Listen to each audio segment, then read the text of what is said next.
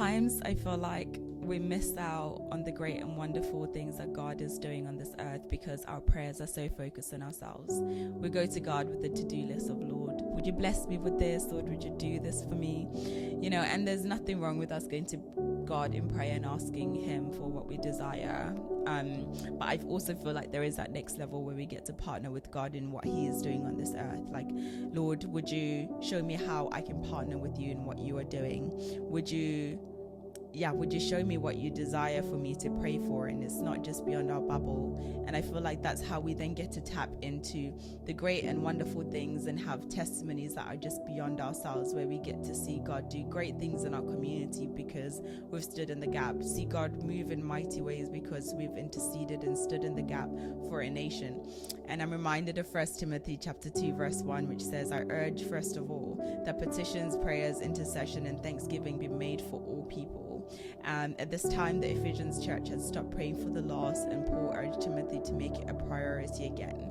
So I'm just reminded of how we are called to pray for all people, and it's not just limited to our bubble and our circle. We are called to pray for all people. And there are a few examples in the Bible of people that have stood in the gap and God has used them to move in a mighty way. And I think of Moses in Exodus 32 verse 9 to 14. This is when the Israelites had started worshiping the golden calf and they'd violated three of the first commandments, and Abraham stepped in and he went to God and pleaded on behalf of the people, right?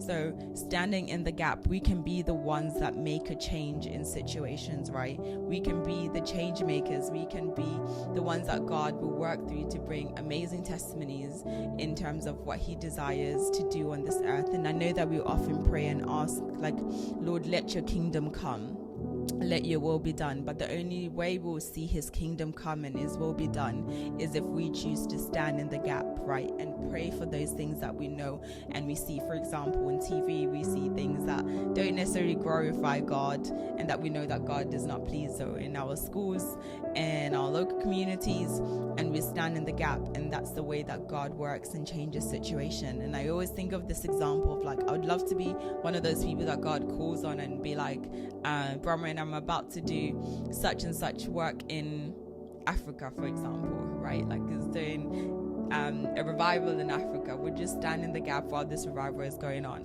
I don't get to see the revival, I don't get to benefit in any way, but the fact that the Lord tells me stuff like that, I'm just oh, that's exciting. Lord, I get to hear what you are doing on this earth, and I get to.